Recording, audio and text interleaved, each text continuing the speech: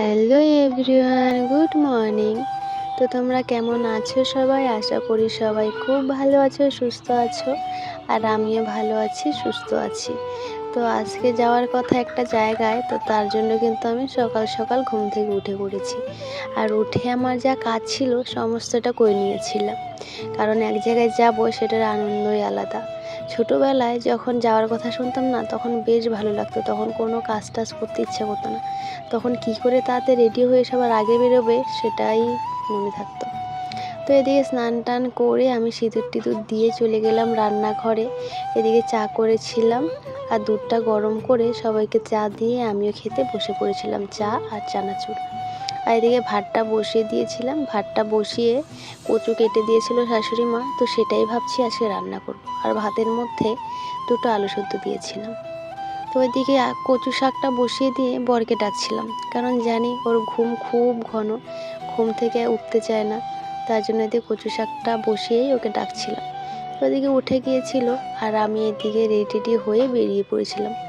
ওই আমাকে দিয়ে গেছিলো বাড়িতে।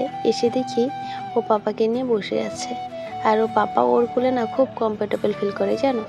দেখো, আর ও আসতেই না ও পাপা দু হাত বাড়িয়ে দেয় ওর কোলে যাওয়ার জন্য। তো ওরও ওইদিকে অনেকটা সময় কেটে গিয়েছিল, তো পাপাকে ওইদিকে টাটা করে ও বেরিয়ে যাবে। আর পাপা দেখো ওর হাতটা ধরে রেখেছিল, যেন ছাড়ছিলই না। তারপরেও টাটা করে ও বেরিয়ে গেল, আর আমরা ওইদিকে বেরিয়ে গেলাম। আর আমাদের বাড়িতে আজকে এসেছিল দাদু, মানে বাবার মামা। তো দাদু এসেছিল, আমি, দিদি, দাদু, পাপা আর একটা দাদা যাচ্ছিলাম একটু মার্কেটে। মানে পাপাকে ডাক্তার দেখানো ছিল, একটু ওষুধ আনার ছিল। মানে আজকে অনেক কাজ, মানে সব কাজ একবারে সামলে তারপরে বাড়ি আসবো। তো দেখো আমরা এদিকে বের হয়ে পড়েছি, আর আমরা প্রায় গোপালপুরের কাছাকাছি এসে পড়েছিলাম। আর ওয়েদারটা এতটা খারাপ ছিল, মানে এত গরম ছিল বলার বাইরে। তো এদিকে খাগড়াবাড়ি গেটটা দেখছো কত সুন্দর, আমার বেশ ভালো লাগে গেটটা দেখতে।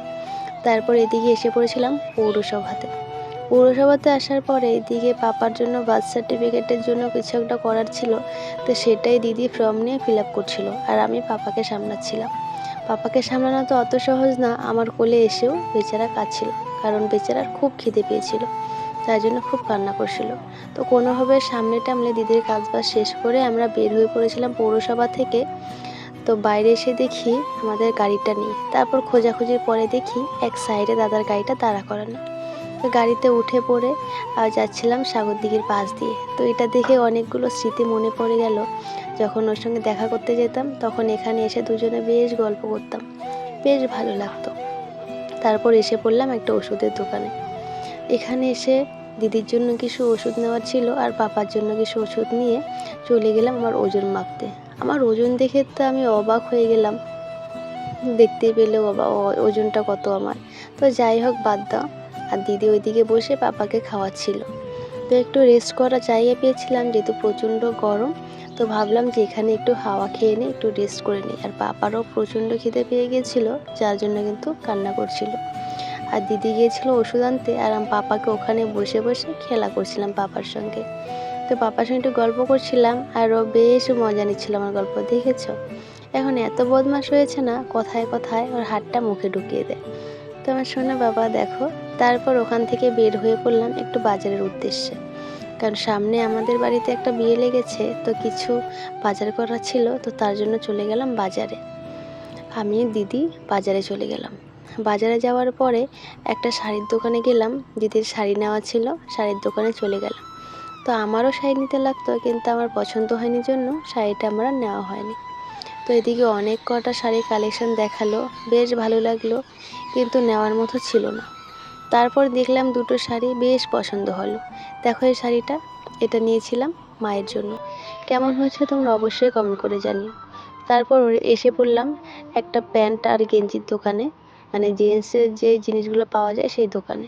তো এখানে এসে একটা পাপার জন্য গেঞ্জি, একটা শার্ট আর একটা প্যান্ট নিয়ে নিলাম, মানে দিদি নিয়েছিল। তো আমরা ওদিকে বাজার শেষ করে এসে পড়েছিলাম বাড়ির উদ্দেশ্যে। আর এতটা বাজার ঘুরেছি, সমস্ত ব্যাগ দিদি আমাকে দিয়ে বহন করিয়েছিল। ব্যাগগুলো প্রচণ্ড ভারী ছিল, কিন্তু কী করা যাবে, দিদির কোলে পাপা ছিল, দিদি নিতে পারবে না। তো যাই হোক, সমস্ত ব্যাগগুলো আমি বহন করেছিলাম। তারপর বাজার টাজার শেষ করে, ও হ্যাঁ, বাড়িতে আবার বিরিয়ানি নিয়ে এসেছিলাম, সেটা তোমাদের দেখানো হয়নি। তো ভাবছিলাম থাকবো, বিরিয়ানিটা রাত্রেবেলা খাবো। আর মায়ের হাতের খাওয়া যেহেতু অনেকদিন থেকে মিস করছি, তো মা যেটা রান্না করবে সেটাই খেয়ে নিব।